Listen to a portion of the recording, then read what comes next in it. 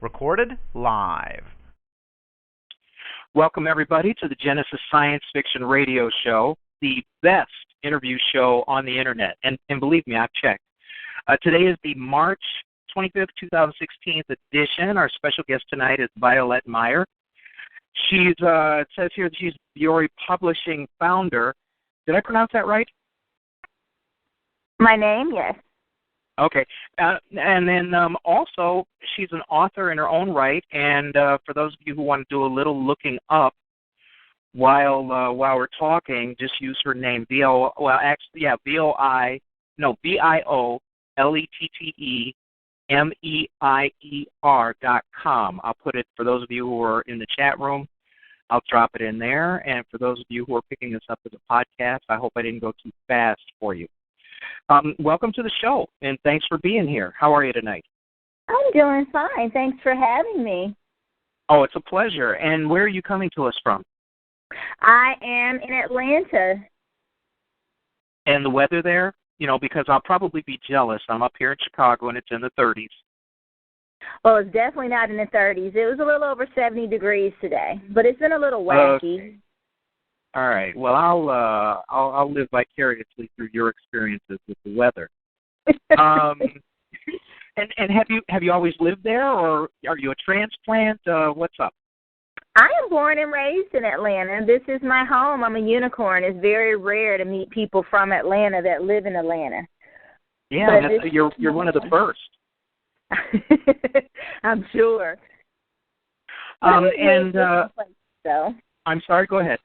I have lived different places, but I came back home. Mhm. And where else have you lived? I lived in New York for about a year and a half, and I lived in Texas for like 2.5 years. Mhm. What part of Texas? Arlington. Okay. And is it because this is your home and it just suits you, and it says here you've got family there and everything. You're probably settled there for a while now. How long have you been there? Yes. I came back in 2002, so I've been back for 14 years. So I don't think I'm going anywhere anymore. Probably to visit, but this is home. Well, that's great. And so, what kind of, when you were younger, what kind of upbringing did you have? What were the people like around you? What kind of neighborhood did you grow up in? Do you consider yourself to have had, a pretty straightforward, whatever normal passes for, but a fairly normal upbringing? I think I had a very normal, what I call Atlanta upbringing. I grew up in a middle-class black neighborhood. I went to all-black elementary, middle school, high school, college, and grad school, all black. Mm-hmm. So I did the common Atlanta thing. So and then while you were growing up, I always wonder, as you were growing up, at about what age do you think your creative bent kind of manifested itself? Some artists say, well, as soon as I started with crayons, I was in my element. Or, we've had a few people who, even in elementary school, started writing, stories and poetry. How did all of that kind of ramp up for you? Well, in art in general, poetry is my first love. But when I was like in the 7th and 8th grade, I wanted to be a fashion designer, so I used to draw a whole lot. And then by 9th grade, I stopped drawing, and I still loved poetry. And it wasn't until I got to college till I got heavily in prose and wanted to really write short stories, which one of them became my first novel eventually. While you were still in school, or it became your later? Well, it became my first novel later. My first novel, Out of Night, began in a African-American literature class in Clark Atlanta University, which I was partying a lot, and my professor told us to write a novella. And I wrote a novella, and I got an A on it, and the professor happened to pull me to the side and said, "You're this brilliant and you play in my class?" And he threatened me if I was late one more time, he was going to flunk me. So, it really changed my life, and I really got more serious about my writing. I just took for granted, like, oh, this is just what I do. I never really thought anything of it. Right. And so, I mean, that's got to be pretty cool. I mean, even no matter how old you are, to have someone, I mean, like the way you describe it, pull you aside and say, hey, look, you got some talent here. Why don't you kind of exploit that? I mean, that's, and did it make for an immediate change in your behavior? Did you quit partying? Did you quit all of that? I mean, I did not quit partying, but I started to do my work. I was able to juggle both of them. Well, I have a similar thing. I mean, when I was in high school, my first year in high school, I was a 4-star F-up, and then I figured out the trick to high school, and I was still screwing up and things like that, but I was actually getting better grades. So I can relate to that. Yeah. And then when you come out of college, were you kind of in a production bent? Were you doing creative things at that time, or did it slowly kind of creep up on you? Actually, I was an English major in college, but I became an English major because I wanted to go to law school. And I graduated, took the LSAT. I was interested. I met my ex-husband. I moved to New York, started working in New York City at a big law firm, and realized that I did not want to be a lawyer. I didn't like lawyers very much. And not that all lawyers are bad or anything. I just knew I didn't want to do it. And I think I got married in New York, and then his job transferred, and I ended up in Texas and had a baby. And for the first time in my life, I was just home in a place that I didn't know, and I started to write. Kind of as an outlet? Yes.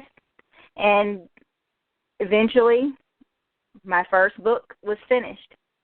And just out of curiosity, how long did it take you to write it? The first one, actually, it took a while because I didn't do it often. I just pick up the computer and play with it. So it took us actually a couple of years because I didn't really write on it. But when I finally finished it, I was like, oh, my God, I wrote a book. And then, okay, so tell us a little bit, I mean, because you're kind of in an isolated place. You got a child. You're raising a child. You are home, which is, for a lot of people, that would be kind of a luxury, to be able to devote that much time to something. And the basis for this book was something that you had written earlier in college? Yes, it was actually, the basis of it was the novella that I started. It was a sci-fi novella that I wrote. And I happened to find it, like my mother sent me some old papers from Atlanta, and it was stuck in there. And I said, I reread it, and I just typed it in my computer and started flushing it out, and it became my first novel. Wow. Now, when you were growing up, were you interested in sci-fi, fantasy, horror, that kind of, the overall genre, the genres mixed in there, or sci-fi in particular? Well, honestly, I love fantasy and paranormal more than I love sci-fi. I'm more of a science fantasy person, if you know that. I get it. Yes. So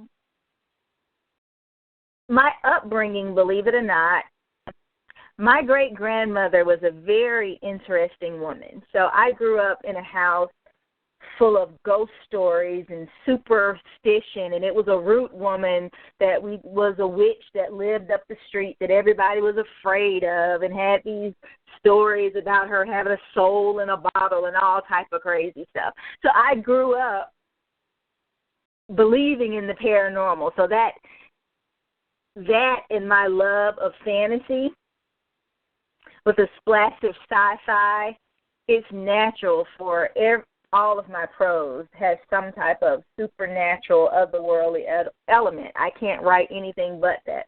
I've tried, and it ends up going left all the time. And what were you? I mean, what influenced you early on to like, writing in those genres? I mean, did you watch like sci-fi or horror or something like that on television, or were you more likely to go see those kinds of movies, or did you even read sci-fi or horror books or anything like that to kind of generate the excitement? I read a lot of fantasy books in high school. I loved fantasy books in high school. I read more horror in college, and I wrote a lot of horror in college. I've always loved horror movies. Now, I love sci-fi movies more than I love sci-fi fiction. Okay. Because I grew up on Dune and The Terminator and those things. But I loved to read fantasy books. Like, I used to memorize. I used to memorize the dialogue between characters. I had an ex-boyfriend, my high school sweetheart. He was just like me, and we would memorize characters and, like, talk to each other like that, which people thought we were very strange, but we had a good time. Yeah, I'm going to reserve judgment. But I mean, it's funny how we, everybody's got different influences. For me, it was, my dad was a sci-fi nut. He had books and books and books. He had a subscription to Analog and Amazing Tales. So, that was the stuff that was at my house. And then there's this big boom and all kinds of things that were on TV back in the 60s. You had the, like Stingray, the puppet show, the show with the puppets, and Space Angel cartoons and stuff like that. So that was kind of like the stuff I grew up on. And reading a lot, I think probably more so than anything else, piqued my interest, for all of my life. Excuse me. And so if you like, the fantasy more, what was it about your idea from college, that you wrote the novella on? Could you give us just a little idea of what the story was like? Because, with your interest in the other two areas, or at least in the fantasy area, I'm a little curious why you started out with like a sci-fi, converting a sci-fi novella. Well, because technically anything is considered sci-fi when you start adding elements of space and time travel and those things. So it's a very heavy fantasy novel, but I like to call it science fantasy because it does have science in it, and I love science. I've always loved science. Science is like my favorite. It was my favorite subject in high school. I would have been a scientist if math didn't frustrate me so much. I just wanted to get rid of math. I went in the total opposite direction because I knew if I majored in English, I wouldn't have to see anything mathematical anymore. Okay, fair enough. Yeah, and then you got all that going for you. You like the fantasy, and okay, I think I'm going to be an attorney. It's just you got a lot of different directions that, and I guess that's like most people. I went to college in the 90s, and everybody in the 90s wanted to be a lawyer. It was me and three of my friends, and we were all going to be lawyers and start a law firm. It didn't matter that actually none of us ended up being lawyers. It was just something to say, I guess, at the time. Because I ended up being a writer, and the other two end up being educators. Right. And I wonder if some of the influence was, we had a lot of the law shows, the legal shows back then too. We had the ending, kind of the winding down of Perry Mason and L.A. Law, and did any of that influence? I'm sorry. My favorite was Ally McBeal. Ah, okay. See, I didn't watch that one. I love Ally McBeal. They're all lawyers in Ally McBeal? Yes, they're all lawyers. Okay. I feel so out of touch. Okay. And I'm kind of curious, what drove you away from wanting to be a lawyer? Like I said, when I moved to New York City, I started working in a big law firm. Okay. All right. I just did not. I mean, I still have a great appreciation for the law. Uh-huh. I just felt like it just wasn't for me, I guess I could say. Didn't resonate for you. It didn't resonate for me, and I think I don't like the idea of loopholes and bending things.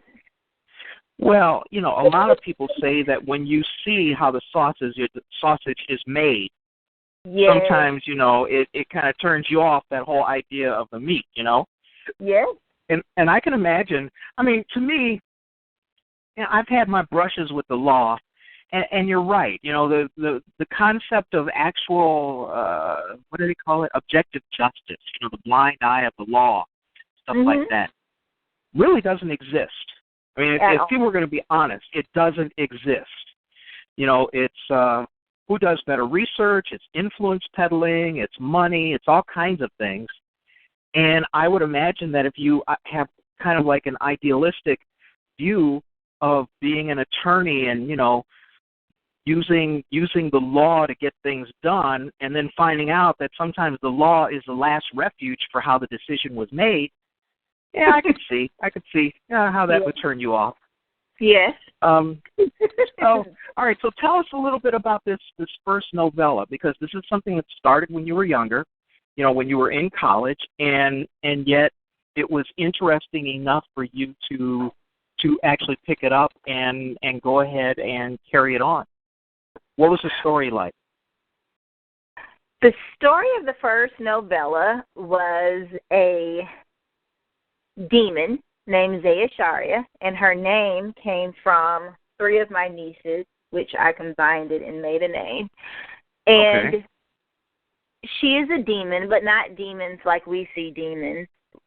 But it's basically, she lives in a different realm. And her realm that she lived in, it had good realms and evil realms and different type of things like that. And basically, she left this realm and came to a place called Neo-Earth, where a new formation of Earth had happened. The old Earth had gone away, and this is light years later. And being a creature, it was about, can a person really change who they are? Like, can you be a thief and really expect yourself not to steal? So she's a person who's basically innately evil, but she doesn't want to be. And she's in this place, and she's trying to behave a certain way, but she's fighting against her very nature. And that's the basis of the story. Okay, and you said it's fantasy with kind of science. Is the science in there kind of, because I'm a writer, and I'm thinking about the construction of a story like that. When you write fantasy and the fact that you love science, do you use the science to help with like the world building and the consistency of the storyline and the creative universe that you put in there? Is that how you integrate it in there, or what role does the science play? The science plays more of a backdrop role. It's the means of an end. Like, for example, the scientific parts of that story is mainly the time travel and the spaceships and the moving between realms. That's the part of the story that's mainly science. Other than that, it's more fantasy-based. Like I say, science is just the backdrop of the story. And because it has a lot of scientific, has some scientific elements, you have to put it in a science fantasy genre. And you're pretty comfortable with that, because apparently you love science, right? I do. But I have to say, like a diehard sci-fi buff, my book is really, really, really on a thin line. So you In what couldn't way? compare it to it. Like you wouldn't throw it in a genre with a Dune or a Terminator. It would probably be closer to, but it's not like Lord of the Rings either. It's literally in a fine line between the both. Okay. Yeah. And so what do you do when somebody, makes the impardonable faux pas of classifying it, improperly? Does that bother you at all? No, it doesn't, because it has been classified in so many different ways. Yeah. So I let you read it, and you can throw it in any genre that makes you feel comfortable, as long as you like the work. Okay. Yeah, but it's because I was thinking in terms of when my first book came out, I wanted it to be called speculative fiction and not science fiction, because I felt that if you just called it science fiction, then people wouldn't, people would automatically discount it and say, no, I don't read any sci-fi, so and then just pass it over. So that's the only reason why I asked that. And so you took a few years to get this done, a couple years once you started up on it again after the hiatus from college. What about the going through was this the first one that you had published? That's not the first book I ever had published. Was a poetry book. Okay. That is the first novel that I had published. All right. And what kinds of things did you learn along the way getting your novel published? Did you have an agent? Did you self-publish? Tell us a little bit about your journey to getting it out, for sale. Well, I had a small publisher that picked me up, and it took a couple of years to get picked up. Actually, it was a lot of rejection letters, but the rejection letters became kinder, so it made me feel better. Like, I would get letters at first, when I first started shopping it, it was like, no, and then people would read it and be like, I like this, but I don't know how to shop it. I don't know what category to put it in. So that was kind of frustrating to me, because let's face it, Black women in sci-fi, fantasy, speculative fiction are unicorns. So they don't know how to market us. That's kind of funny, because, and I'll tell you why that is. I was just, I had the author of the Afrofuturism book over, and we were discussing this. And it's so funny that you say that, because when you talk about Black science fiction, or Black written, Black themed science fiction, there's only two names that most people will name. Yeah, and Samuel Delaney, and so when I hear, that people don't know how to shop it, you sell it the same way you sell any damn thing. You say, hey, this is a great story. These are great characters. And then people go, well, what genre is it? And you tell them the genre is a good-ass book. That's what the genre is. And so, I know I get frustrated. I know I get frustrated when people don't see what's obvious to me. Because, to most of the world, only two Black folks have ever written any science fiction, and then only one person is doing much horror. They always talk about Tananarive Due doing horror. And so I'm disappointed to hear that people would say that to you, and yet if you turn them around at a party and ask them, hey, who's one of the better female Black science fiction writers, and then they come up with Octavia Butler. So, I mean, when you got this thing going to the point where you were going to publish, did you see those kinds of hurdles, or was your publisher, were they better than that? I guess that's the only way to put it. The publisher that picked me up, she had never published anything outside of urban fiction. Okay. And she read it, and she says, I'm going to take a chance on this because this is awesome. I've never read anything like this. And it made me feel good that she did that. But let me tell you a story. Sure. I had a book signing at a Walden Books in the mall one time. Okay. And before I have book signings, like a week before, I used to like to go in there and see if my books were in the shelf. And I would go in there and I saw my books and they were up in the sci-fi fantasy section. And I made the mistake of introducing myself to the store manager. And I talked to her, and when I came back, she moved all my books to the African American literature section. I got nothing. Okay. Just because she saw me. And I just thought that was so, and I don't have a problem being in the African American literature section, but to move me out of my genre because of what I looked like, it would take it away from people who just wanted to read sci-fi fantasy. They wouldn't even go to the African American section because they would think, oh, well, that has nothing to do with me. Instead of just putting the books there where everyone has access to them. And I think a lot of great writers, especially writers of color, are thrown, regardless of what our genres are, they're thrown in a section just because of the way we look, and that irked me. Yeah, and so, did you speak to her afterwards? Did you say anything to her, or did you just let it go? I let it go. I let it go. I was happy. I was a new author. She supported me a lot. She pushed the books. I made a lot of, I made good sales in her store. I didn't think she thought anything of it. I don't know. I was young. So I let it go.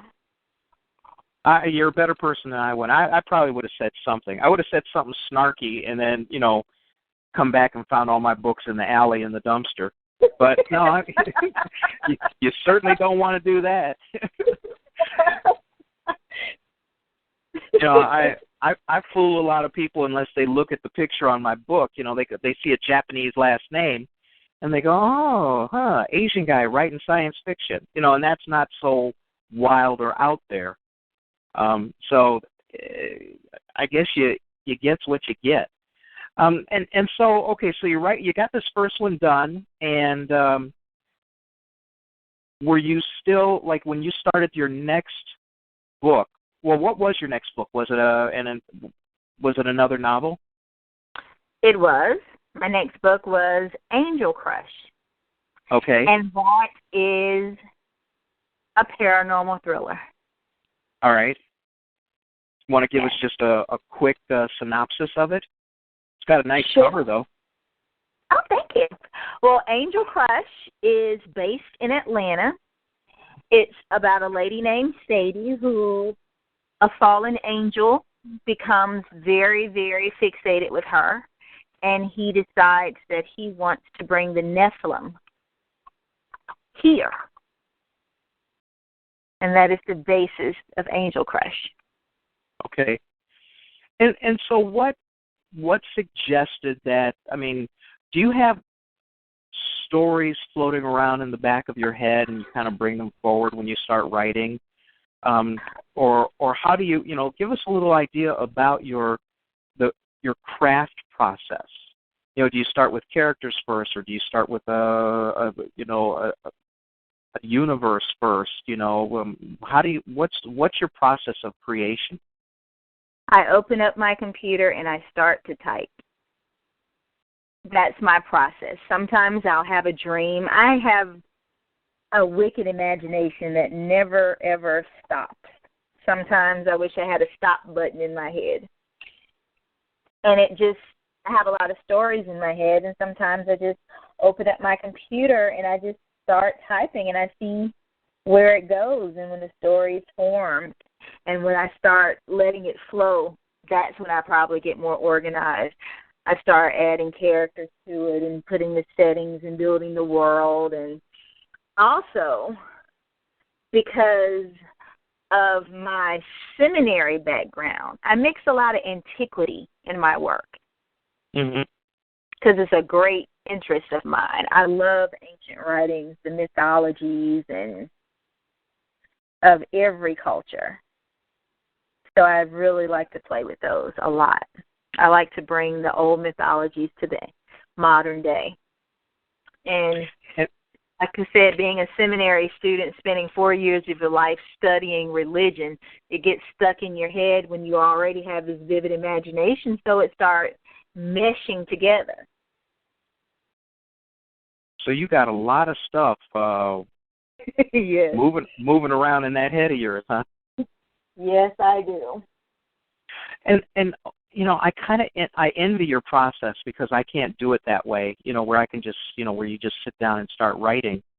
I mean, when you do that, you know, tell us a little bit about your form and function. I mean, when you sit down and do that, are you thinking, you know, is it usually, oh, well, here's an interesting character, let's see where it takes me, or do you think, wow, you know, I got, like you said, it's based in Atlanta. And so do you kind of describe the city and then you start populating it with the characters? Do you have a process like that, or is it more random than that? Perfect example. The book I'm working on right now is called Rua the Immortal. Mm-hmm. And I started this because earlier last year I was researching Jewish mythology, ancient Hebrew mythology. And I thought about, and I love history, and I love archaeology, and I realized, you know, no one really knows much about first century AD. As much as we talk about this stuff, people know less than 2% of anything. So I decided to fill in history with it. So when I got that idea in my head, I started to rewrite it. I thought of a girl named Tova, and I figured out how I think she would have looked in ancient Israel. And I found out a way to make her immortal, like what would make her, and I don't want to tell you the story, but who would she have to encounter for her to become immortal?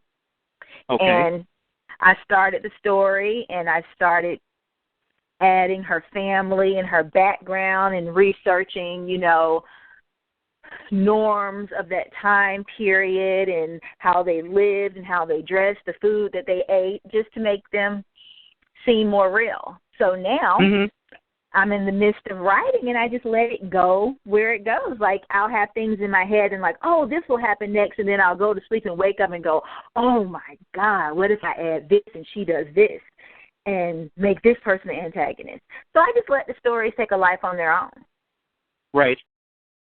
That, you know, I envy that process. I really do. I guess I don't have that level of creativity. And then, you know, what kind of feedback did you get from your earlier writings? I mean, other than your professor who told you that you best not mess up anymore.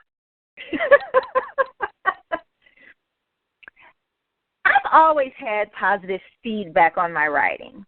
Now, because of the people that I grew up around, I probably got more, you're just weird, more than anything.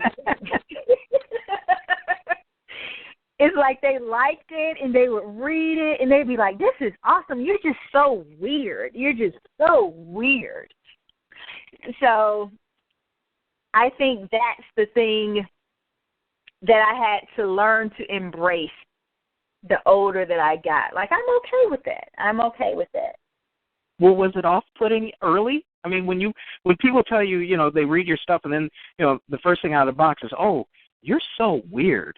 I mean, did you handle that okay, you know, early on, or was it a little difficult? It wasn't difficult. It's just, you know, I mean, I like the fact that you get people to come into your world. They liked it enough to read it from cover to cover, and they couldn't wait to see the next one. But I guess the only part that kind of made me feel a certain way is I don't like to be put in boxes, and I've always been the rebellious kid. I think I write cross-genre for the simple fact that I don't want to be stuck in a box, ever. Yeah. Yeah. So, and I think sometimes people assume, like I was at a book signing once, which I was at the CNN Center downtown, And this guy, and anyone look at my covers, I think you could see that it's speculative fiction. I think so. Sure. And this guy comes up to me and he's like, I'll buy a book. Are they dirty books? Or are they, I would get one for my wife. Are they nasty books? Or are they romantic books? I'm looking like, where would you get that? You can't blame him. Aren't we taught at a very early age not to judge a book by its cover? But they assume because you're a girl and you're selling books, it has to either be erotica or romance. Yeah, well, there's a lot of people out there who lack imagination. But I mean, just out of the box. Hey, little girlie, is that a dirty book there? It's just so incongruous, But I guess he wanted to know, He wanted to know. Did he buy anything from you? He did. Now I'll sell it to you anyway, but I don't know if he read it or not. I hope his wife did. But those are the things that used to bother me the most. People making snap judgments. Yeah. Snap judgments, and I've even had friends say, you know what you write is great, but you would be a bestseller if you write some street lit. And I'm like, what do I look like writing street lit? I don't even know anything about the street. There are that old saying, there are as many opinions as there are buttholes out there. Everyone's got one. And what I find a little odd, it used to bother me a lot more, but it doesn't bother me anymore because I now understand that that's just the nature of people. But, I get a lot of unsolicited advice from people who have never written a damn thing. And that always makes me laugh. I mean, that always makes me laugh. It's like, if you had some space prostitutes up in there and had them, come down and meet the president, and, they got whatever wild-ass idea they have. And for them, that's their crowning creative moment, and that's just nuts. So I'll tell you right now, I do understand, so you have my sympathies. I guess that's what I mean to say, having people do that all the time, it's got to be maddening. And, I have one thing where it goes to show me how people either don't pay attention or, I don't know, maybe I say it too seriously, but I give the elevator pitch for my books, and it just goes like this. The Dark Side Trilogy tells the story of what happens in America when the country discovers that African Americans have been secretly living on the backside of the moon since before Neil Armstrong gets there. Okay, I just say that. And then the next words out of 50% of the people that I say that to are, is this a true story? I swear to God, girl, I swear to God, that is what comes out of their mouth. Is this? And they look at me like, serious. I mean, they're serious. Is this a true story? Is this a and I've given up. I've just resigned myself to having to hear that. But I've never had anybody come up to me and go, is this a dirty book? Is this so you got one on me there. And let me ask you this: how much? I mean, I'm looking here on your page, and I've got the 5 books up there, and then you've got this new one coming, the sequel. I guess is that a sequel? No, Son of Rock is going to be a sequel.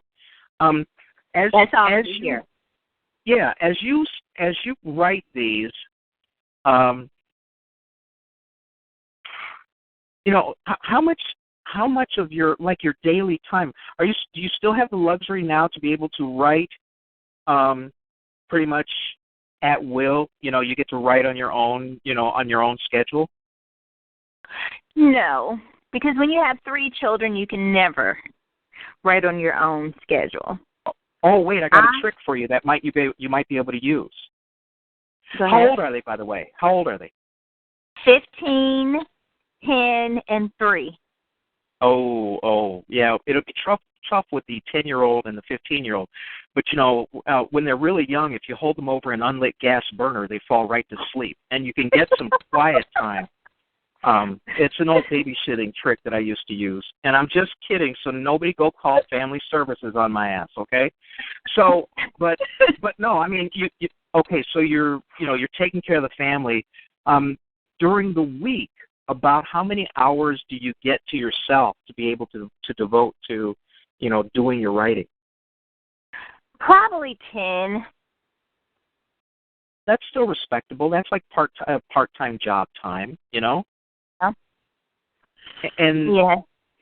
And is the process now kind of known with you, and are you, familiar enough with your own process so that you can write fairly quickly, or, I'm wondering how facile you are with your own creative process. How do you feel about it? It's according to what it is. Like, for example, it goes in waves. Like one day I could sit up there and write like 10, 15 chapters. And the next day I have nothing. I don't write anything. It's like I don't know where it's going. And then the next day I'll come in and go, oh, eureka. And I start writing again. So I learned to, people used to give me advice. Like I used to have writer friends that say, you should just write something every day. Just write something. That doesn't work for me because when I just write something to write it, it sucks. When you just push yourself like that, you really need the creative juices flowing. I need the creative juices flowing. And usually my head kicks up and it will flow. So when I'm not feeling it, I don't force it. And when I do feel it, I excuse myself and I say, look, I need to write. And I start writing on paper and napkins and doodling on everything. I have folders at work on my desk. I have a whole legal pad at my job of chapters. Right. Okay. So, when I feel it, I don't let it pass because I feel like I can't afford to let it pass. And it's funny that, so many people have so many different processes. Like for me, I do treat writing like a part-time job. And I've mentioned it before, but, at around 10 p.m. in the evening, if I'm doing something else, I stop and get on the computer and I will write for, 3 or 4 hours every night. And I found that it does, the few times that I run into a problem where, I've got what would be writer's block are fewer and fewer and fewer, because I think it's because I have a regimented process. And I also think my subconscious has a lot to do with it, where it knows where the story is going, and then it lets my conscious mind know when I'm starting to type. When and you've mentioned your process is yours is far more creative than mine. You can actually sit down, and it's like the muse is talking to you and helping you write whatever it is that's coming out.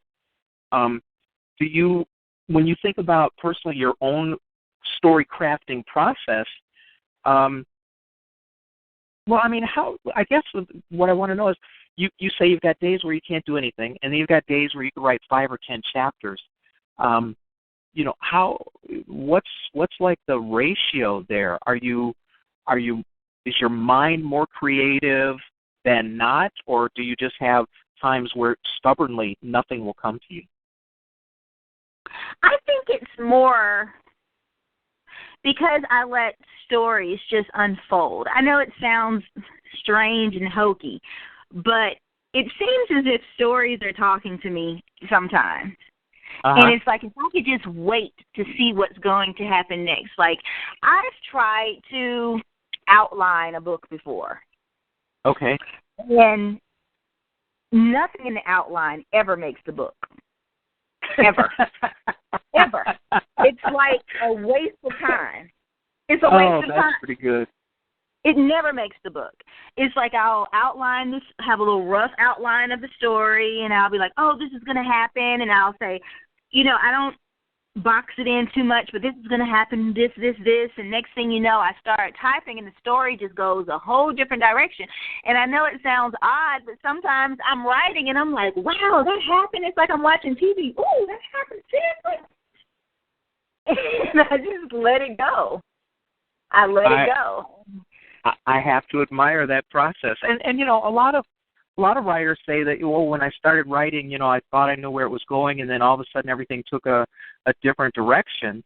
And and more often than not, it just seems like that's part of the creative process, because sometimes I have to believe that somewhere in the middle of our creative minds, there, whatever governs it says, nah, that idea wasn't really that good. We're going over here because this shows promise. You know what I'm saying? Yes.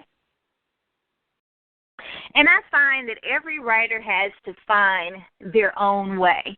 Like if you're a naturally more organized person, see, I'm a chaotic person. I wish I had the self-discipline to do everything at the same time every day. Well, I mean, it's hard when you've got a family. Yes. I live alone, and it's easier for me. I mean, I know it's far easier for me than for many, many other writers. Yeah. But I think that's awesome, like, that you can do that. Like, you admire my creative process. I admire your organization. I think that's awesome. That you don't believe it's organized. Yeah, it's not that organized if you take a look around this office that I'm sitting in right now. I don't know how, well, anyway. But you're right about getting in the groove of understanding your own process, because I think that's an essential component for success. Yes. There's a lot of people who will write one book, then find out how hard it is to get it published and all of that, and then they go, screw this, I'm not going to do this anymore. And then there are those who are actually authors who persevered, got that first book out there, maybe got it published, and then they just keep rolling on, and either continuing their story with some favorite characters or their mind just blasts off into new directions. I mean, I think it's essential knowing your process so that you can be as successful as possible.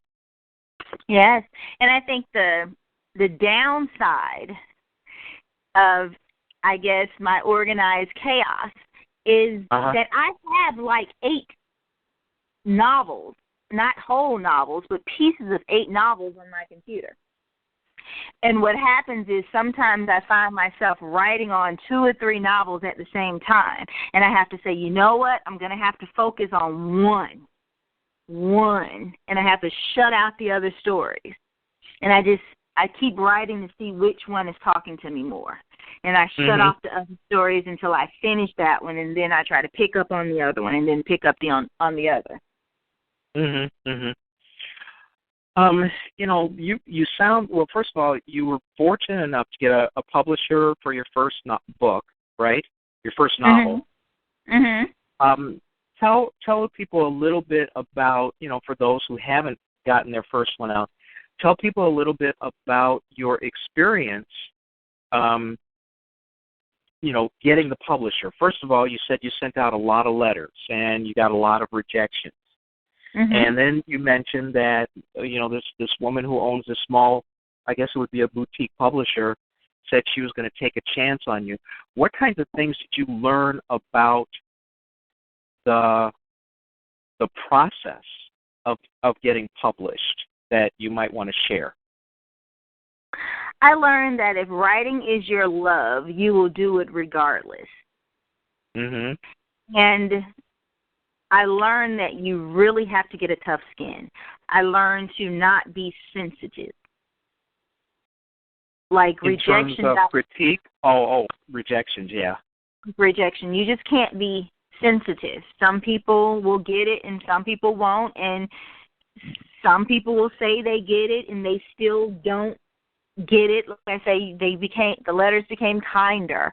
Like, oh, I think you're great, and agents will call and say, I just don't know how to market this or what to do with this, and it's really cool, but I don't know what to.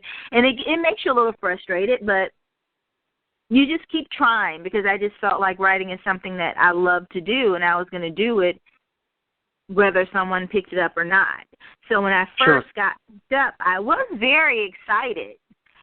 But the funny thing is, and I stayed with her a couple of years, and after about, I want to say, 4 years, I got my publishing rights back, and my husband, who knows a lot about publishing, helped me start my own publishing company.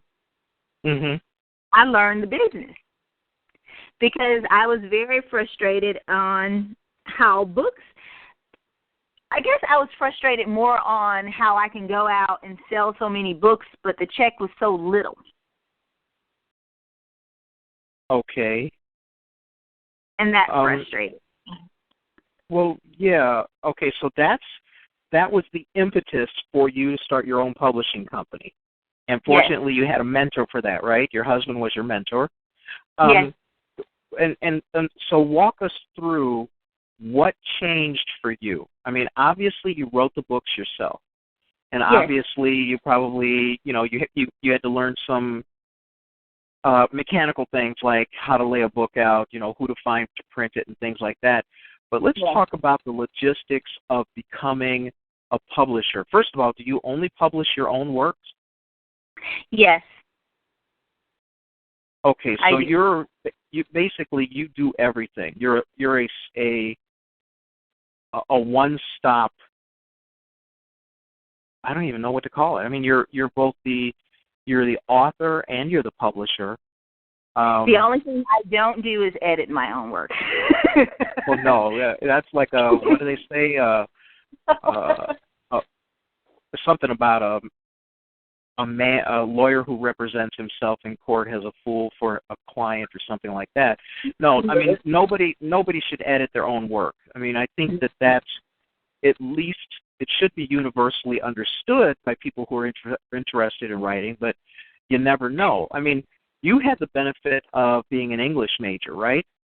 Yes. And how much of what you learned in school actually helped you as a writer, if anything?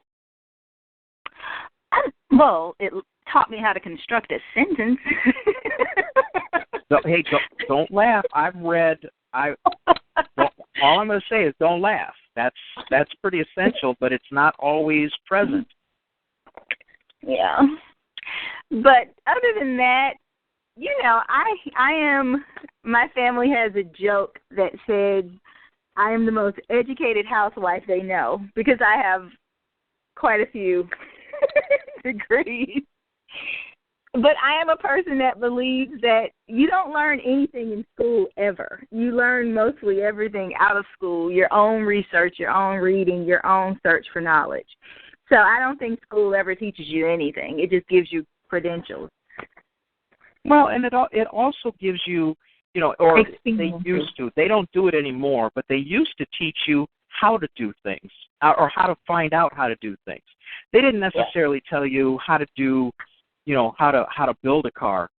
But school, at least to my way of thinking, is the place that is supposed to teach you how to live on your own, manage your life, be productive, how to seek out what you want as a dream, and then at least give you some knowledge on, where you start to go and look for it. So, yeah, I think you're right. They don't necessarily teach you, there's no school to go and teach you how to be a bestseller. And anyone who's selling you a course for that is just jacking your money, and you're an idiot. Yeah, I've said it. Somebody had to say it. Well, I mean, it's true. You've got people out there, desperate to do something, desperate to learn something, desperate to better their lives. And then, you have the other class of people who want to take advantage of it. And here in Chicago, there are classes and there are seminars and they have, they cost different money and things like that. And and what they're doing is they're selling a pig in a poke. They'll give you exercises to do, or they'll say, okay, go out and write 1,000 words and then come back for next class. And yes, there's utility in that, and yes, there's some education in that, but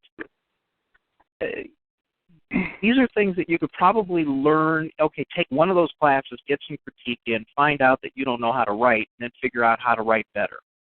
I think is the process. Yeah. Yeah. And let me ask you, other than your English in school, have you ever done any kind of post-secondary or post-college training or learning about your craft? About writing? Yes. No.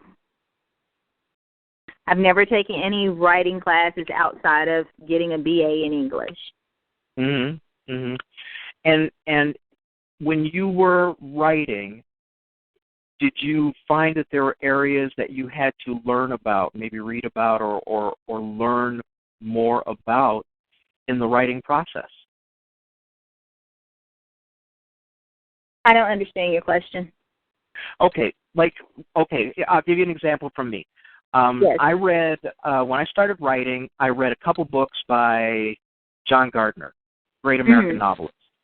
And one of the things that I read that I tried to take to heart, which is a funny thing to hear from somebody who writes 500- and 600-page books, but one of the things that he said was, if it doesn't move your story along, take it out. It doesn't belong. Okay, so that was something. And in my first book, it ended up being, when I was done with the manuscript, it would have been 750 pages long. Wow. So even though I read that in Gardner's book on how to be a novelist and what kinds of things to look for to avoid writing a book, I didn't understand that one enough, and an editor took 250 pages out. So, I'm thinking, did you run into anything that in terms of being a good writer, having a good process, turning out a good product, that was something that you learned along the way, outside of your English classes? In crafting a story, in telling a story, in creating characters, in how to set the mood and creating your universe, I learned to show a story instead of tell a story. Show, don't tell. Yes. And that's huge. That's a huge one right there. I mean, yes. Both for writing and for movie making. Yes. To show the story, not just tell the story. I learned that. I don't know. See, that's a heavy question. I don't know. Well, I didn't ask it to stump you or anything. I'm not that kind of interviewer. I never the one that really goes, thought gotcha. about it. Because, usually when I read stuff, I apply it, Yeah. And I just keep going. I throw away what doesn't work, and I keep what works. And I'm always trying to get better. I always try to get better. And I also don't think that you can be a great writer if you don't read anything. Ooh, I think reading makes you reading makes you a better writer. It exposes you to a better vocabulary. You see different styles. You see different ways that people build certain worlds. And I think you should read a variety of stuff. And also, and I don't know how you feel about this being a sci-fi writer, but I try not to read things that are close to my own genre. And the reason why I do that, especially when I'm in the midst of writing a book, because I don't want to unconsciously absorb anybody else's work in any way. I've heard many, many people say that, and as I sit here, I have to admit that for the most part, I understand that. Like right now I'm reading a book for somebody else at the same time while I'm sort of at the beginning of writing another book. but they're so different. I don't worry about my work being derivative of his or, anything like that. So I do get that. And then when I'm on full-on writing mode, I just don't have the time. If I'm working during the day or whatever, and then I come home in the middle of the night and, I start writing, I honestly don't read as much. But with my old-ass self right now, easily I've read probably, several tens of thousands of books in my lifetime. There was a time when I was reading, a couple books a week, and that was a long stretch, many, many years. Mm-hmm. So I think, to the first part that you mentioned, that you have to read to understand how to construct a story, how to, like you said, how to write a sentence properly, and things like that. I think that that's really essential. I learned about, just by looking at how other people did their dialogue, just looking at the construction, where the quotes go, how they, not where they go at the front and the back, but I mean, what, do you add this on? Do you put, a little bit of something in the middle here to break it up? So yeah, you're right. I mean, and I don't think there's anything wrong with learning from other people who do it well. No, it's not. I don't know any other way to learn, I agree. You have to. But when you talk about worrying about maybe picking up someone else's ideas. Well, I don't read well, I'm agreeing with you, but I do not like to read in my genre. Like, for example, if I am writing deeply into like I'm writing a book called Rule of the Immortal. So right now, I would never go read Tana Reeves' Do Immortal series. Oh, I see what you mean. Yeah, yeah. Well, that makes perfect sense. Yes. I'm not going to do that. Like, if I'm writing a story about vampires, I'm not going to immerse myself in Anne Rice. Because subconsciously, she will form your idea of how vampires are. Like, for example, speaking of vampires, I did my senior thesis to leave college on vampires. And I was the first person to ever do that. And how was that received? They were very interested. They were like, no one has ever, because people were doing books like, I want to talk about Toni Morrison and her battle with meanness. And I came in like, my thesis is on vampires. So they were very like, wow. They were very open to it. They had never seen it before. And like I said, I went to a historically black college, so they were like, they never expected that to come out.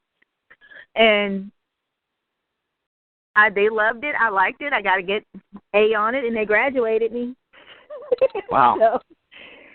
So it was pretty good. But just using vampires as an example, like when I did my senior thesis on vampires, I read Anne Rice and Bram Stoker and Michael Rumsky and the Gilder stories. And the reason why I had to read so many different ones, because just that creature of a vampire has so many different ideas of what a vampire is, from a bumbling monster to these romantic, intelligent creatures. So if you're going to build your own story of a vampire, it's very important at that moment to not immerse yourself in someone else's world of a vampire. Well, yeah, I mean, nobody. Okay, you look at. I mean, obviously, there's two schools of thought to that, because you're talking about when you want to be creative, and then you've got this whole other. I don't want to call it a bastard kind of, construct, but where you have fan fiction, where they take, other people's ideas, and then they write it the way they want it to be, or the way they think it should, or even they just are telling a new, a variation on a new story. Mm-hmm. So, but I think, one of the things that I like is the attempt to write something that's completely new, as almost impossible as that is. They say all the good, all the plots that have been told, and I don't believe that. I don't believe that at all. So I guess that's my response to avoiding, having my work be derivative of somebody else's. Mhm. So I can see how you would, want to stay away from like work when you're working. Yes. But like when you read for pleasure, what do you read? I read everything.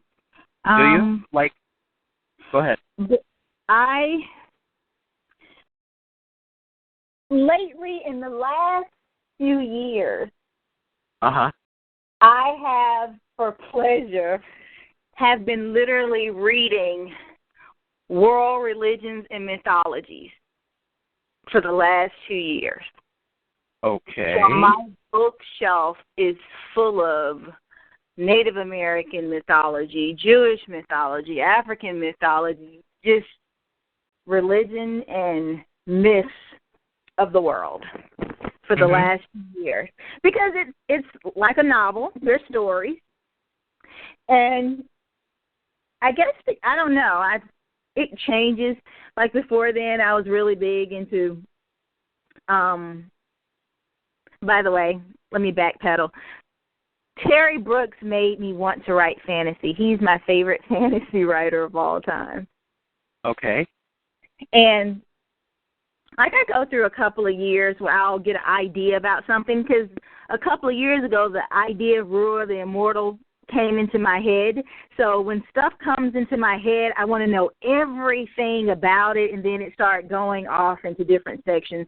Like I started off with that, then I started reading about the jinns and fire spirits, and then it goes into other stuff and other lands.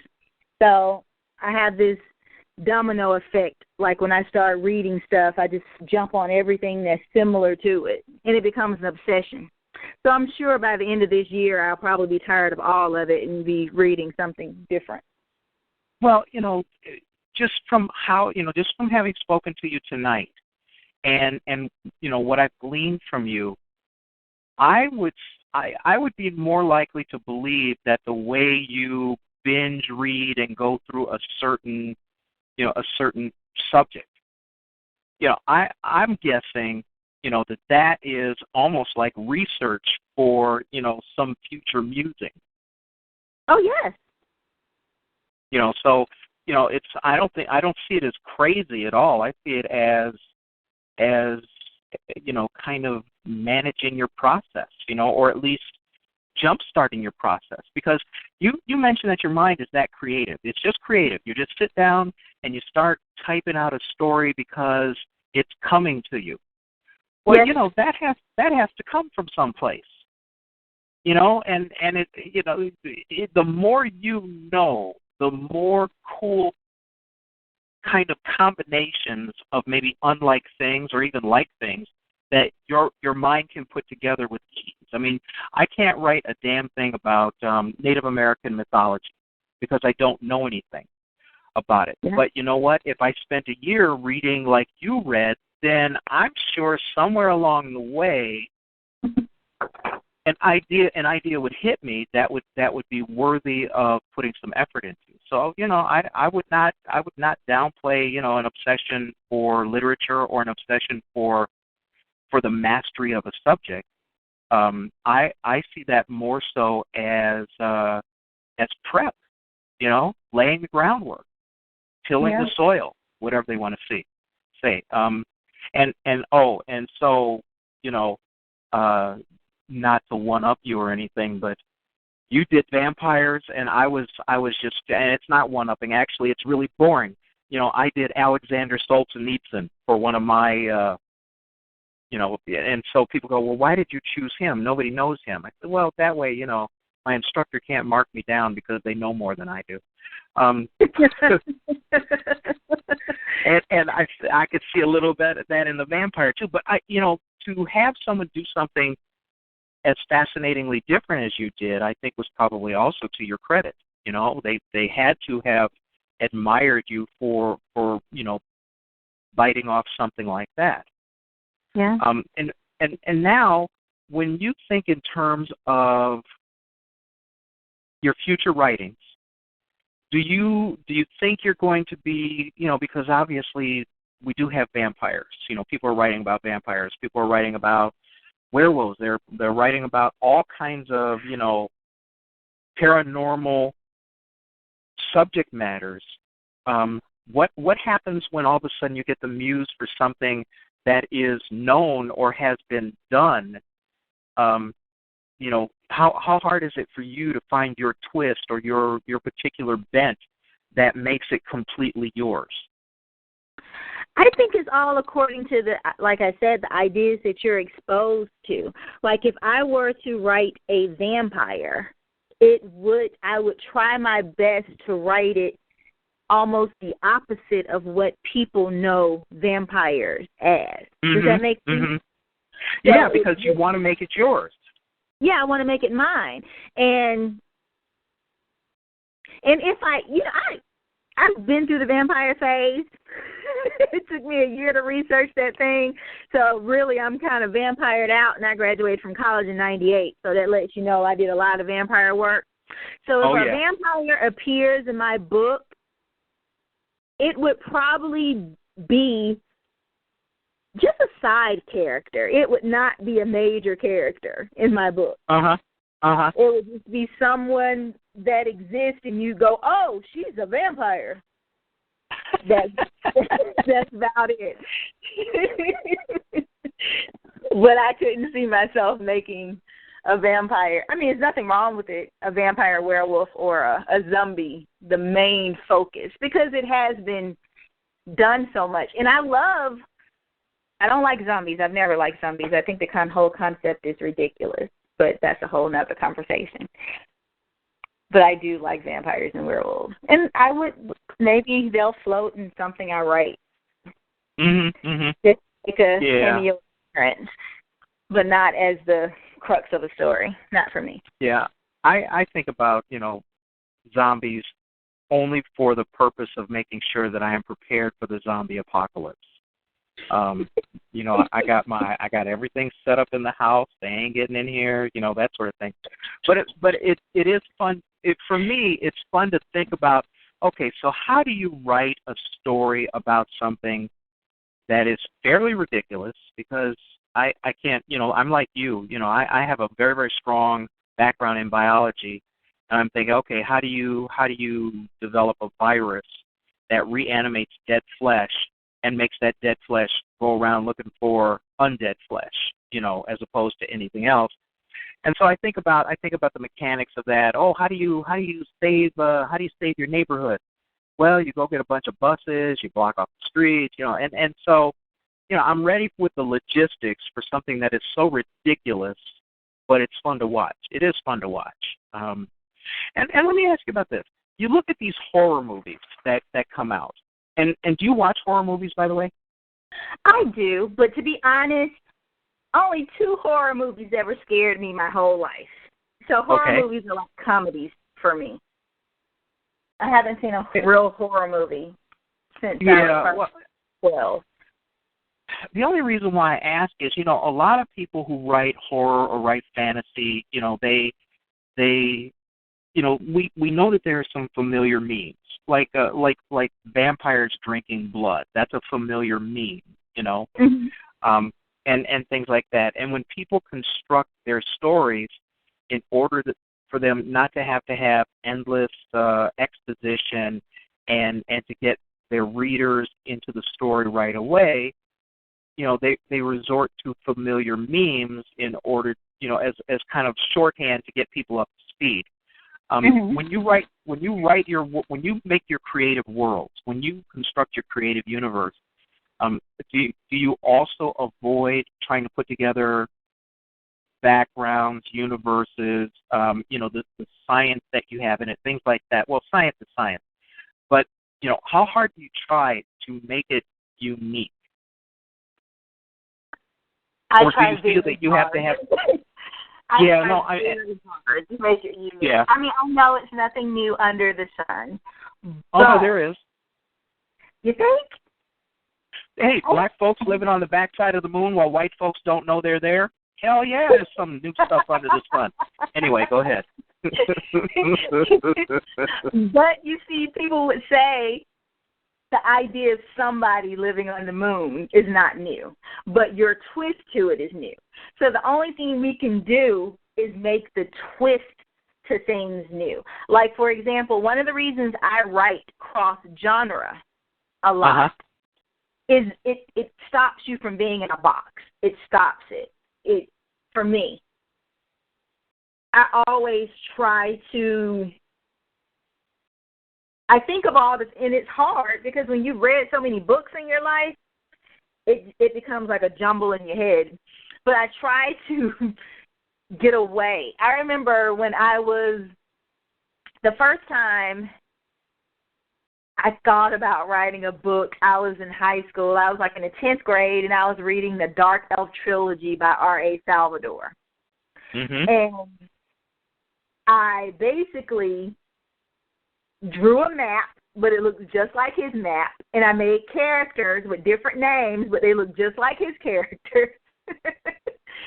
And I had to learn, and I remember, and I thought it was so cool, and I remember my boyfriend telling me at the time, well, you might as well sign R.A. Salvador, too, because you've basically copied the whole thing and changed the dialogue.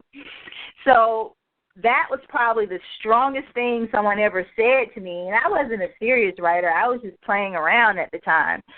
But the idea of copying someone else or plagiarizing someone else or retelling the same story over and over again is something that I try to avoid at all costs. Because when I want you to read my book, whether you love it or hate it, I want you to say that is a unique Violete Meier book. I have never even thought about that, what she did. Mm-hmm. Right. So originality is so important to me. Yeah, and see, a lot of people don't understand how important world building is, and some people are just lazy. Some people, fan fiction writers. I don't want to call them lazy. I take that back. I apologize to all you fan fiction writers out there who will be listening to this. I don't think you're lazy, although it would be nice to see. Well, no, I guess that's flattery too. If somebody wrote fan fiction about Darkseid, I would be flattered because it touched them enough that they wanted to maybe yeah, and then the next thing I would do is have my lawyer call them up and ask where my cut was, because that's mine. That's all mine. That's mine. But yeah, and I, as far as people living on the moon and doing the twist, you're right. Obviously people have written about and made movies about going to the moon. Yeah.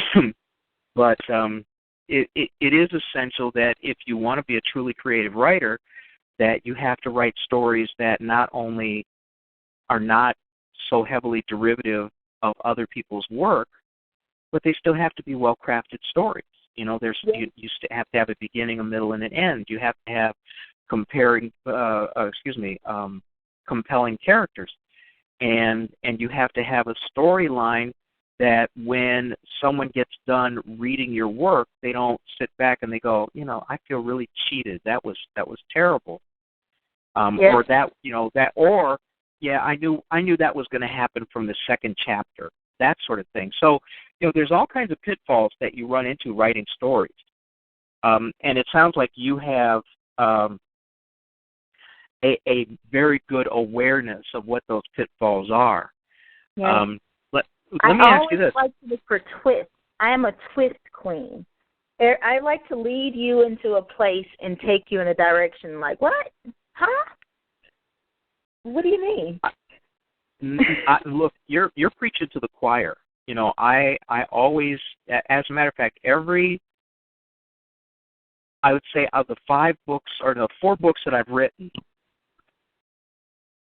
3 out of the 4, I had a twist ending, and that's where I started the book. I figured out the ending, and then I wrote the whole story to get up to that ending. And I did it from a kind of a practical commercial perspective, Because when you put down a book, what do you remember most? You remember the end. When you walk out of a movie, what do you remember most? You remember the ending. And so, even though in some cases you can kind of predict what's going to happen, you don't want it to be so formulaic that somebody goes, yeah, I saw that coming from, halfway down the street. Yeah. When you write your stories, who do you have kind of road test them for you? Who's your first, who's your first unofficial before it's published kind of critic? Do you have friends? My brother. Your brother or brothers? My brother. Okay. All right. Because he's an avid reader and he's unapologetically cruel. No, I'm not going to laugh because that's valuable. Yeah. And he'll tell you what he thinks, and he's very honest. And I feel when I get a nod from him, because he reads so much stuff. He's a correctional officer. And basically, he reads, believe it or not, correctional officers have a lot of time where they just sit there and just read. He could do like 3-4 books a week. And when he can read my book and not put it down, and he'll call me from work, which he doesn't have to call, and be like, wow, and start talking about the characters, I feel like I did a good job. No, that's great. And see, that's a very hard thing. I had trouble at the very beginning when I was done with the first book because the first people to read it were people who were close to me, and I wasn't sure if I was getting an honest assessment from them, because people who like you, people who love you, probably don't want to hurt you if you've done a terrible job, Mm-hmm. And so finding somebody like that who is truly that honest is a blessing, because you really get, at least on first read, you get a really good idea of exactly how well a story you wrote. And so, he would be, I guess, your main beta reader, right? Yes. And then when he's done, based on his comments and his critique, do you find yourself often, making the changes that he might suggest, or at least tightening up wherever he may see a weak spot? Sometimes. Or do you guys argue about it? Well, you could say you argue. It's okay. People argue. It's according to what it is. My other person is a good friend of mine named Theo, who's a huge sci-fi fan.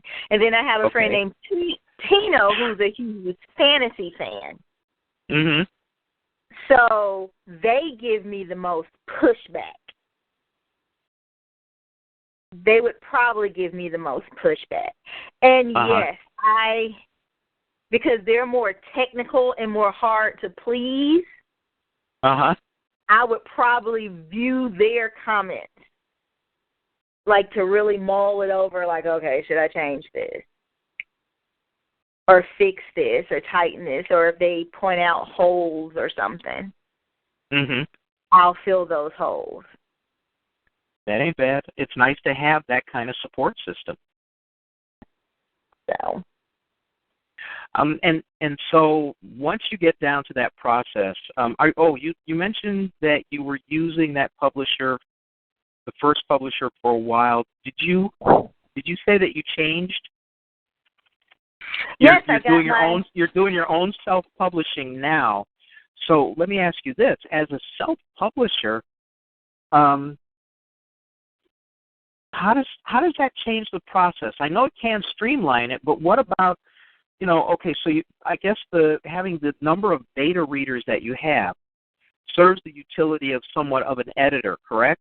Or do you even have an editor on top of everything else? I do have an editor, but the beta readers are basically for the story. Does that make sense? The editor is basically to make sure it's still... and it's. that is FORE instead of FOUR. Yeah, okay. So, I'm sorry, what's the question? Don't worry about it. It doesn't matter. I was just thinking about the one time I was scandalized because I accidentally, and this was back in like 2004, 2005, I put in "You're Welcome," YOUR, and then when I saw that big red circle around it, I said, I didn't mean to do it, and she said, no, but you did it. You did it. You know better. And so ever since then, I've never made that mistake again. It's always YOU''ERE. Yeah. But, I mean, so being your own publisher, and you only publish your works, right, so far, do you think you'll be publishing other people's work? Maybe in the future, but it's a lot of work. And, Oh, absolutely. I get people email me and ask to submit their work and would I consider publishing them, and I say, maybe in the future, but not right now. And is that because you're so busy with your own work or because you haven't refined your business process yet? Both. I'm very busy with my own work. Viori Publishing came into existence January of 2013. Okay. So I'm still relatively new. Mm-hmm.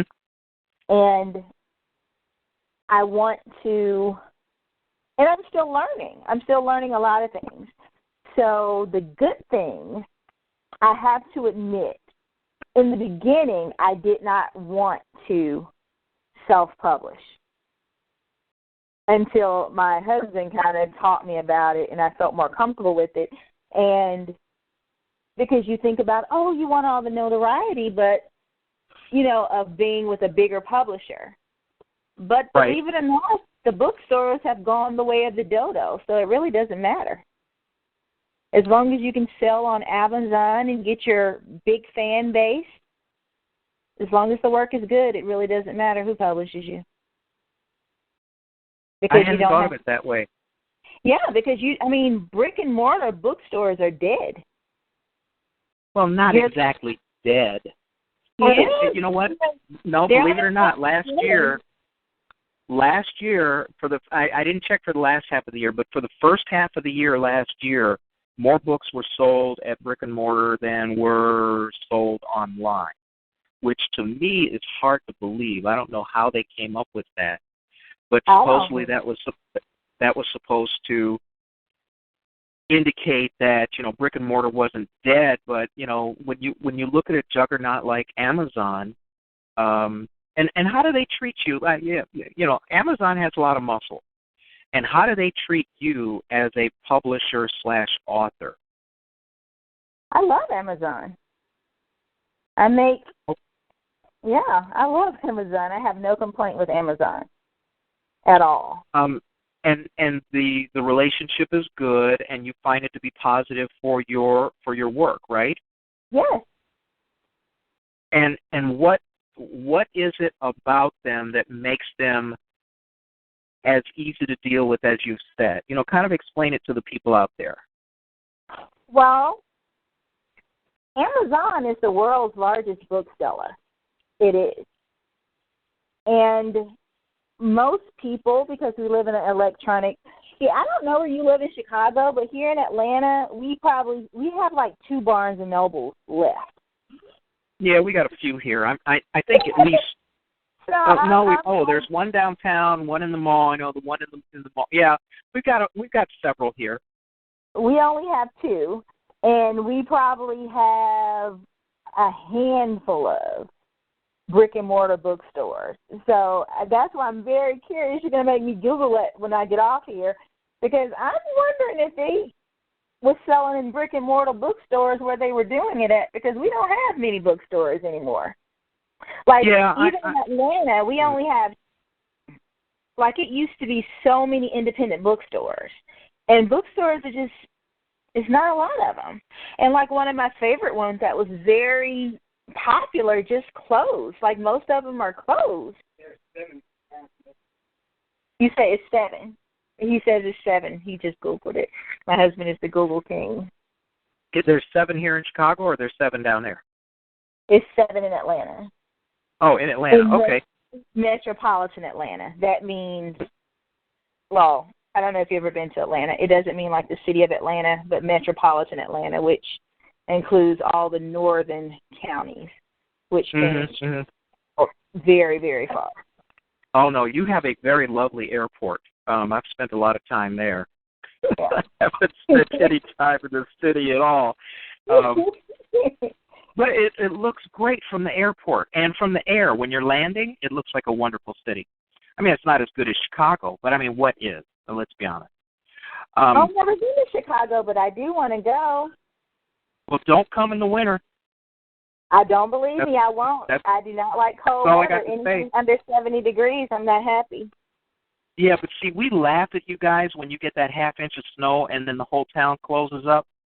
And I know that that's cruel, and I know that that's wrong, but it's so you know. I used to date somebody who takes care of the stuff at the airport here, and she would be, you know, every now and then you guys would have that little storm, and it would mess up all the air traffic in the Midwest, and you know, and that always was it was kind of funny to us here in Chicago. But then on the other hand, you get so little snow, there's no reason to buy all that equipment. So I mean, it's, you know, 6 to 1/2 dozen of the other. But please don't come here in the winter.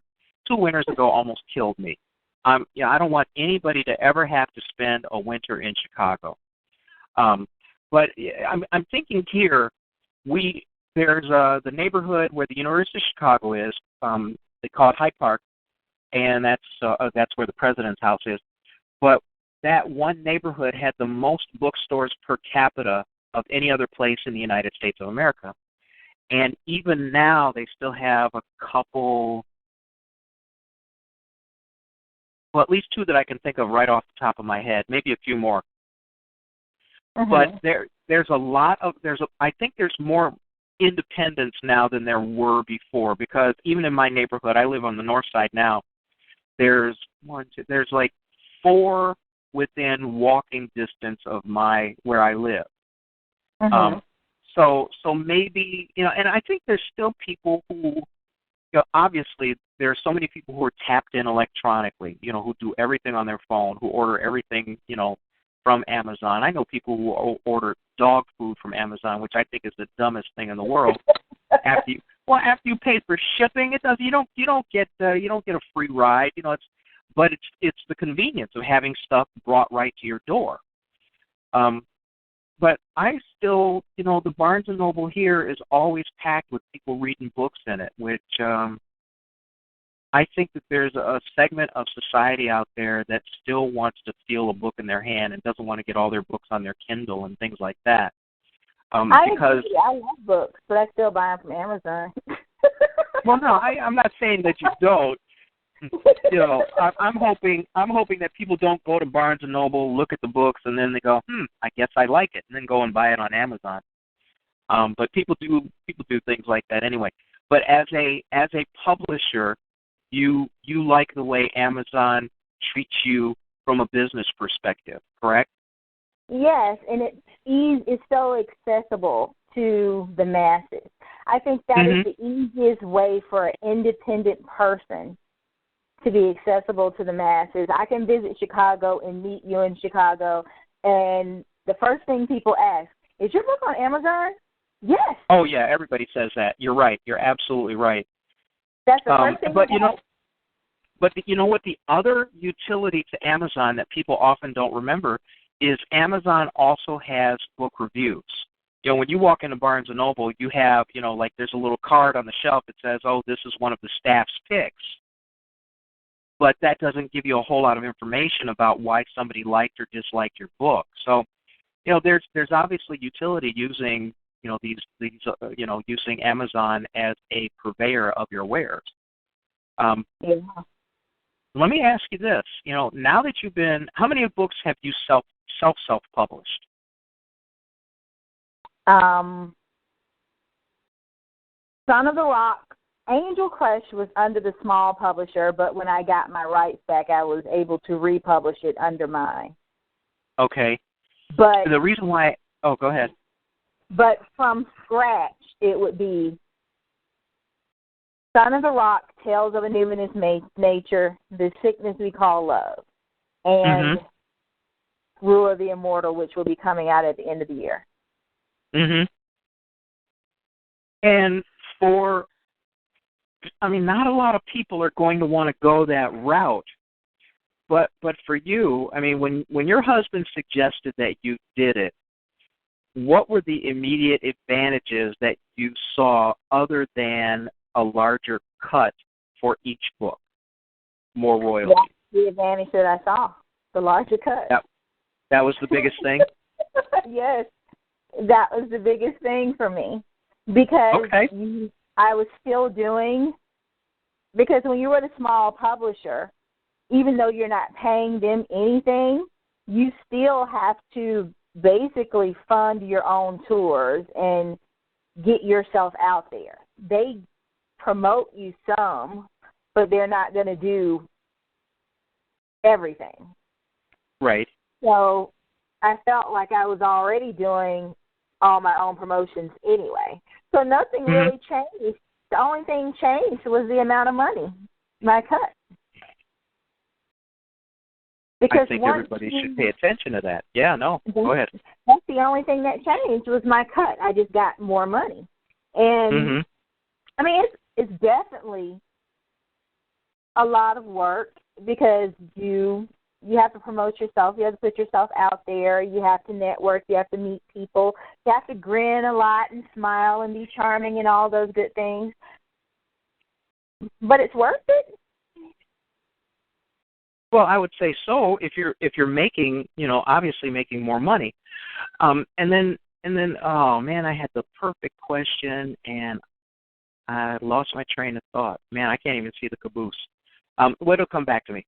The other thing that I was curious about is when you talk about how much more work is it, I have something that I've mentioned before on other shows about what I call the 80-20 rule, where most creatives spend about 20% of their time actually doing the writing, doing the creative part, and about 80% of their time is spent in the service of being an entrepreneur, getting published, mailing, marketing, and all of those things. With you as your own publisher right now, about what percentage of your effort is spent in the service of your creativity and service of writing, and how much do you think is spent, what's your estimate on how much time you spend about the business of doing business? 30% writing, 70% publishing. And the reason I say that is unless you're writing all the time, like I gave myself a couple of years ago a quota of getting out maybe one book every year or two. Okay. So if I'm writing, like right now I'm in a cycle of writing, I have a mental deadline that my book needs to be, the first draft of my book needs to be finished by July 1st for it to be viewed and put out by the end of the year. So after I'm actually finished with the book, you still have to promote. You have to tell people about it. You got to get people excited about it. You have to. One of the things that I learned as an independent writer is to have book events that have nothing to do with books. And when I say that is a lot of writers invest in going to book fairs and book festivals. But that's a hard sell. You're one writer out of 500 other writers. Even if you're awesome, people come in, they're not going to buy 10 books. Right. I think, and that's one of the things I had to learn. I had to become more creative. Like, I'm at an art gallery, but I'm selling books at an art gallery. So people who are looking at art will go, oh, you're a writer. Let me buy your book. So it forces you to be more creative all the time. Well, I mean, that's like just savvy marketing. you know? If you're going to sell a pie, you don't go someplace where there's 150 people selling a pie. You know, you want to go someplace. I'm sorry, go ahead. You'd be surprised. Most authors do that. The first thing they do, like when I first got published by a small publisher, I did all the bookstores. I went to all the Barnes & Nobles. I went to the Walden Books. I went to Borders, which I miss Borders. I love Borders. That was my favorite bookstore. Mhm. And you go, and I did well there because it's, you know, most people are going to support you whether they know you or not because you're sitting in front of the store. And that's really cool, but then you realize that you think about yourself as a shopper. I don't know about you, but when I go to a bookstore, I usually have in my mind what I'm going to buy before I even walk in the store. That's true. Very rarely go to a bookstore and say, I want to get Anne Rice's novel, but I think I'm going to go to travel and sit there for a minute. People don't do that. They usually go and get what they want and they walk out of the store. Or they may browse around bargain books for a second. So I had to learn that you have to put yourself in a place where you are more noticed.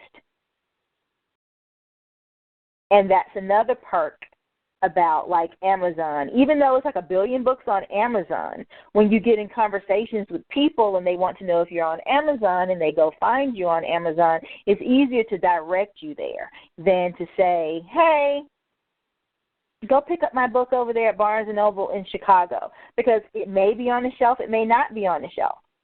It's all according to if that manager knows me. But it can get on the shelf, but then you have to call them and say, I need Violete Meier's book, and they will stock it. But then you have to wait versus going on Amazon and buying it, get it sent to your house if you feel like the way books smell, or get it on your Kindle or on your iPad. Right. Yeah. No, you're right. You're right.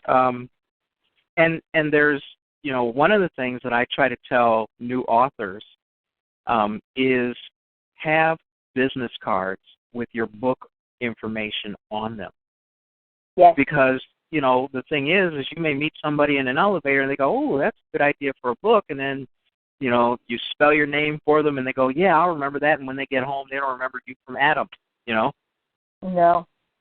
I think the art to anything, and this is what I do in business, this is what I do in writing, I do it all the time, is when you want something from somebody or you want someone to buy what you're selling, the best thing for you to try to do is take away every reason for them to say no.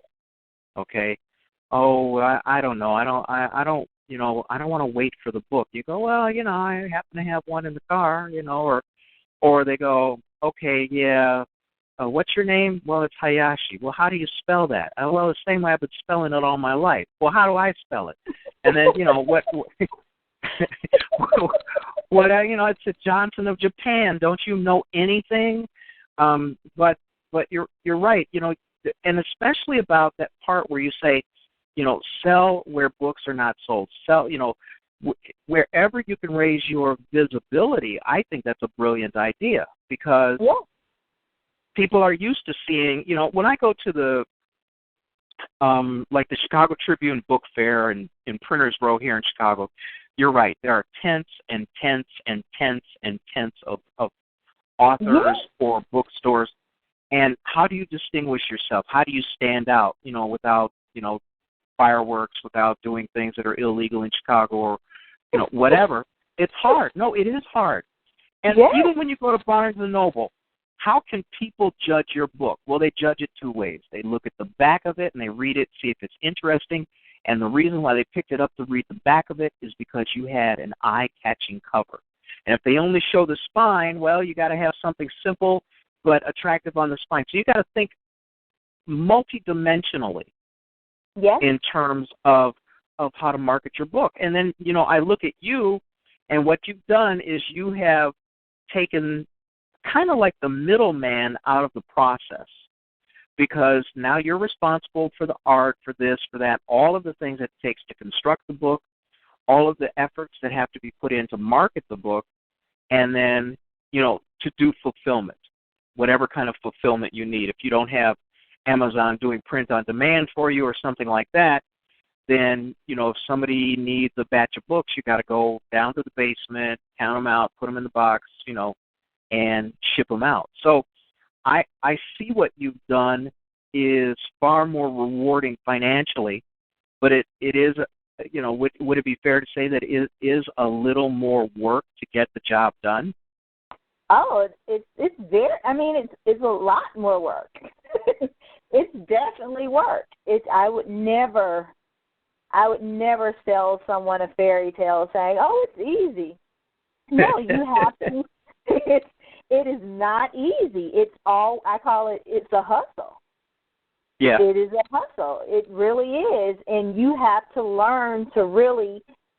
I've never been an introvert, but I'm what you call a loner who knows how to be very social. Okay. And by saying that, it's not my character, but it has become my character to become very social, because you have to network.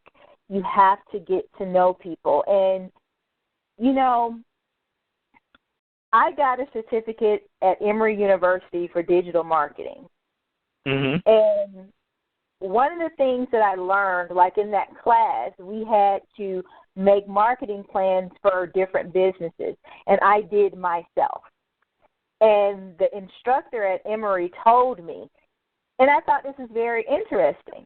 He said, because it's so many books in the world, sell yourself first, and people will want to read anything that you write.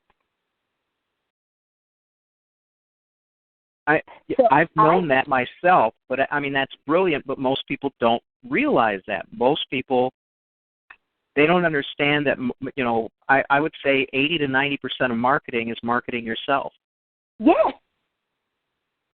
And that is the truth. And I had to learn that, just like I said, when you go out and do book events, when you have the guy who says, "Are you writing a dirty book?"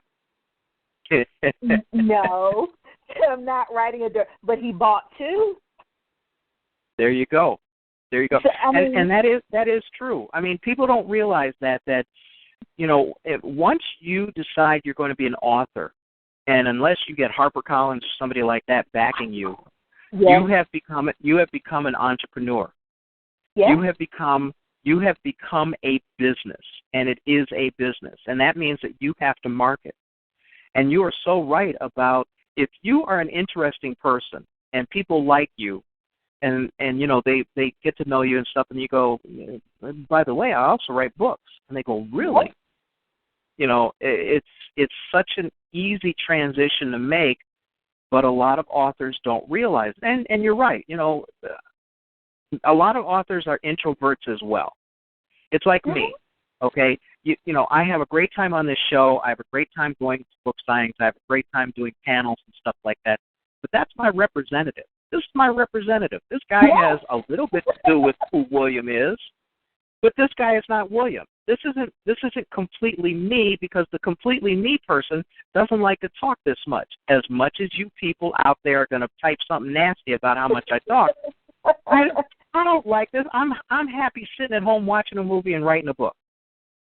But out of necessity, when you're out in public, if you're in a venue where you have to present yourself as a creative, you have to be on. You have to be able to talk about your work in a way that makes it irresistible to other people.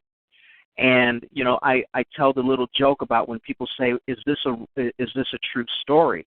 But it's not a joke at all, because when people say to me after I give my elevator pitch, "Is this a true story?" I have them hooked, and all I have to do is reel them in. Well, no, it's not a true story, but I wrote it like it really happened. And then people go, "Well, that's intriguing. What happened?" So let's just buy the book. Just get a book, read it, see if you like it.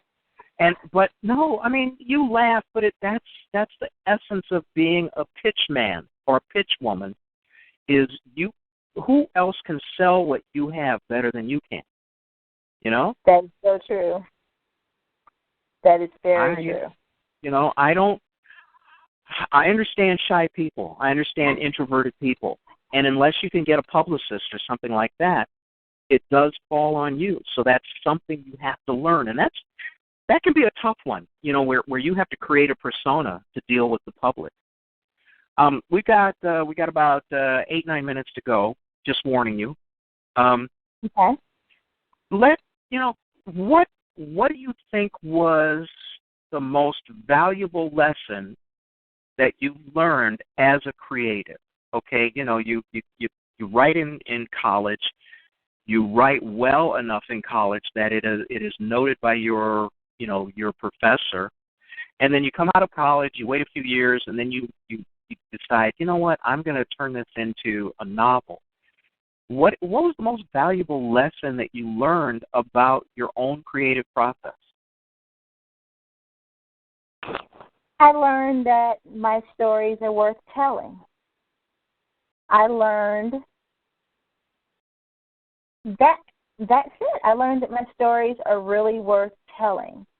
I spent a long time not taking it seriously and dabbling, and sometimes you think about things but you don't think you'll ever really do them. And I learned that if you want to do something, just do it. Don't make excuses. Don't say I'll do it tomorrow. Just do it. That's my biggest thing that I've learned. Whatever I say I want, I just do it. Okay. You just have to do it. And I have people who, which is funny, people Facebook me about books a lot. And they'll say, well, I want you to publish me, but I haven't written anything yet, and but I have a lot of ideas. Like this ex-NFL player hit me up on Facebook 2 weeks ago and invited me to dinner because he wanted me to ghostwrite a book for him. And I was like, well, have you ever read any of my books? He's like, no, but I'll buy just to support. And I was like, well, how do you even know that I'm a good writer? And right. You want me to write your life story? So the point I'm trying to make is just do it. Just if you want to do something, just do it. Don't depend on other people's praise or criticism. If God put something in your heart that you want to share, that you want to write, you have a story to tell, just put it out there and see where it goes. And if it doesn't go anywhere, you did it for the love. So whatever I write because I must. I have to get it out. And I just do it. And it makes me so good if you like it, though. But if you don't, it's still going to come out anyway. Well, and the other part of that is, even the act of doing is also a learning process. And like you said, you think you're going to be a lifelong learner. I definitely am. Every book I've written, the next book has been better. Okay? Yeah. And that's because I think I'm learning my craft better. I'm learning to be a better storyteller. And so anything that you do like that is laudable. Anything that you do like that brings you more or makes you better or makes you understand or gives you some understanding that you didn't have before, all of that is worth seeking. All of that is worth doing. And the thing about writing is not only can it be instructive, but it could also be cathartic. Yeah. I know people who write because when they write, regardless of whether the story is fiction, nonfiction, whatever, they find it to be, there's a catharsis there. When they finish, they go, man, am I glad I did that? Because, and then they fill in their reason for doing so. Like when I finish a book, there's kind of a letdown. I mean, my first book, I went into shock. I was typing on a Friday night, typing for my first book, and then I typed the last words, and I sat there because I had lived with this for 9 months, and I didn't know, that I was ever going to finish. I had no expectation of finishing. It wasn't like, well, I'm going to do this come hell or high water. It was like, well, I got a great idea, and I got a really cool ending. Maybe I'll finish, and I did. And I stood up and I was lightheaded because I was shocked because I had written a book. I had never written a book before. the weirdest thing. And so now when I write, there's process, there's fun, there's engagement. I'm at the point now where I even put a joke or two in there, and not jokes like, knock, knock, who's there, but like in one joke, in one book, there's a guy who finds out that someone has done a background check on him, like an espionage background check, and he's reading through it because he's surprised that they know all of this, and then the guy starts laughing because they included his credit score. Okay, that was funny to me. And so I get joy out of doing the art of writing. And I think that it's because I'm not as concerned anymore with the paranoia of telling a story, whether somebody's going to like it or not, but have learned to enjoy the process.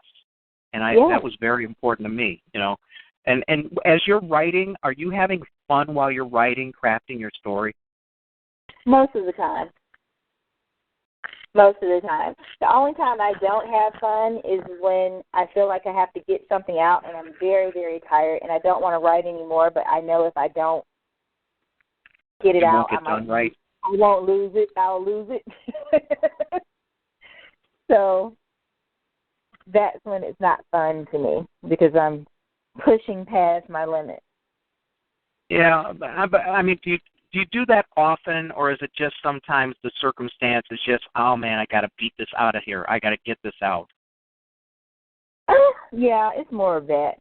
I just get it out. And like I said, being a mom, juggling 3 kids, and having stuff to do, and just finding time just to sit down, right, and write. Sometimes it's just the juggle of it all. Yeah. Can be overwhelming. I so admire you, because you have far more distractions than I do, and not distractions like meaningless things, but very important things. Having kids, that's important. Taking care of a household, that's important. And the fact that you managed to do that, plus you voluntarily increased your workload, even though there was some financial gain for it. That's also, that also is an addition.